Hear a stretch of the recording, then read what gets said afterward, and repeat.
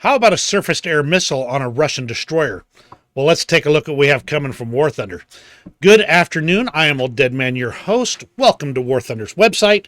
We're looking at the Project 56K Braviy.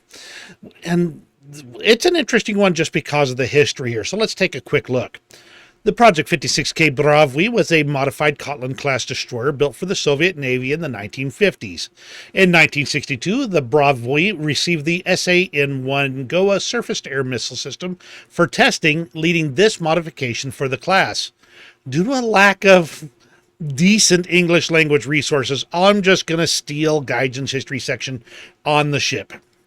The Project 56 Braviy, the Brave One, was commissioned to the Soviet Navy at the beginning of 1956 and immediately became an experimental carrier to test the Angara radar.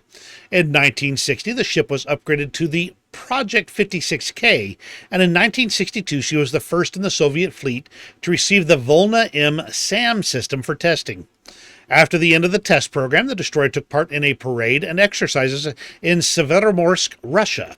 In the fall of 1970, the Braviy was damaged in a collision with the HMS Ark Royal aircraft carrier, which I have pictures of, by the way, so check them out right up here now, which was maneuvering during NATO exercises in the Mediterranean. After repairs, she participated in exercises and served in the Mediterranean, the Western Atlantic, as well as off the coast of Africa. The Braviy was decommissioned in 1987 and scrapped for metal.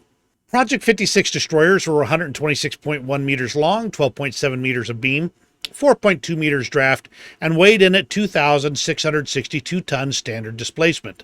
4 boilers produced 72,000 horsepower into 2 shafts for a top speed of 38 knots. Armaments include 2 130mm main guns, 4 45mm secondary guns, 8 30mm guns, 5 533mm torpedo tubes, 24 ASW rocket launchers, a twin SAM launcher, and 50 mines. The ship was crewed by 284 men.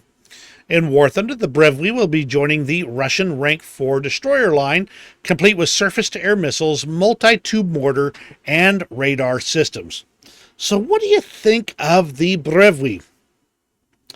I'll tell you, it seems like it's being equipped to face jets. And there's not a whole lot of jets in naval last I checked. The BRs just don't quite support it. There might be some initial jets, though, so maybe a few. Even so, you're talking surface-to-air missiles against propeller planes. Maybe not going to be a good time for airplanes in naval, which, to be honest, it's not been a good time for airplanes in naval for a long time.